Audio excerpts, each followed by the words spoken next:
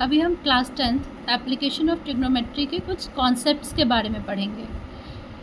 Concept की angle of elevation कैसे very करता है। सपोज़ ये टावर है, ए बी टावर है और इस पॉइंट डी पे कोई खड़ा है। उस आदमी के लिए जब वो यहाँ जो खड़ा है वो इस पॉइंट को देख रहा है, टावर के हाईएस्ट पॉइंट के टिप को, तो एंगल ऑफ एलिवेशन उसके लिए सपोज़ उसने 30 पे देखा, उसके लिए एंगल ऑफ एलिवेशन 30 था।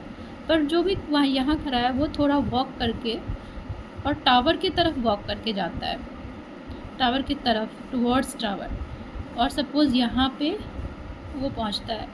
अब जो वो टावर को देखेगा, उसके टॉप को, टावर के टॉप को, पॉइंट ए को, तो एंगल ऑफ एलिवेशन जो है वो बढ़ जाएगा क्योंकि he is near to the tower. तो आपने फील भी किया है, जब हम फील किया होगा कि जब हम किसी टावर या किसी ऊंचे टावर को, बिल्डिंग को देखते हैं और उसके एकदम पास आ जाते हैं तो हमें ऊंचा करके सर देखना होता है। एंगल ऑफ एलिवेशन जो है इसलिए बढ़ जाता है। पहले जो अराउंड 30 के था, अभी वो 60 पे, 45 पे, वटेवर डिस्टेंस के हिसाब से अब एंगल एलिवेशन जो है वो बढ़ गया है। अब हम दूसरे केस की बात करते हैं। ये हम कॉन्सेप्ट्स की बात कर रहे हैं ट्रिग्नोमेट्री के। अब ए बी कोई टावर है और उसके ऊपर ये सपोज़ करो फ्लैग लगा हुआ है। जो आदमी खड़ा है वो इस पॉइंट डी पे खड़ा है। फॉर हिम, जब वो यहाँ से टावर के टॉप की तरफ देखता है तो एंगल ऑफ एलिवेशन जो है वो ये है, सपोज इट इज़ 45 डिग्री।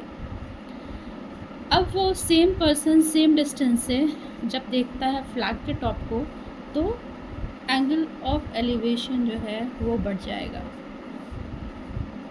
क्योंकि अभी उसे जो है वो अपना नेक, और आप यदि एक्सपेरिमेंटली देखें तो उसे थोड़ा और एंगल बना के देखना होगा इस पॉइंट को, इस हाइट को देखने के लिए। तो एंगल ऑफ एलिवेशन अब उससे बड़ा हो जाएगा। इससे ये 45 है तो ये वाला उससे बड़ा होगा। तो ये कॉन्सेप्ट है, अकॉर्डिंगली हम डिसाइड कर सकते हैं। अब एंगल ऑफ एलिवेशन क्या होता है, तो ये हॉरिजॉन्टल है सपोज़, और हम किसी भी पॉइंट को, सपोज़ इस पॉइंट को देखना चाहते हैं इस लाइन के अबाउट। तो हमें यहाँ पे कुछ भी है, सपोज़ करो यहाँ पे एक बलून ऐसे एयर में है, तो हम इस पॉइंट को देखने के लिए अपने आई को ऐसे देख रहे हैं, तो हम कितने डिग्री का एंगल बनाते हैं हॉरिजॉन्टल से, वो एंगल ऑफ एलिवेशन होता है। वैसे ही हम किसी हाइट पे हैं, सपोज़ करो यहाँ पे हैं, इस बिल्डिंग के ऊपर यहाँ है, और यहाँ से यहाँ पे कोई चीज़ है, इसे हम देखना चाहते हैं। तो हमारी आई तो इस लेवल पे है, इस लेवल पे हमारी आई है, हम इसको ऐसे नीचे की तरफ देखना हो रहा है।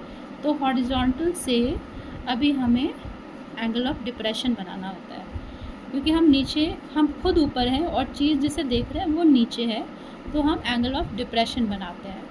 ये कॉन्सेप्ट काफ़ी यूज़फुल होगा प्रॉब्लम्स को डिसाइड करने के लिए। Thank you.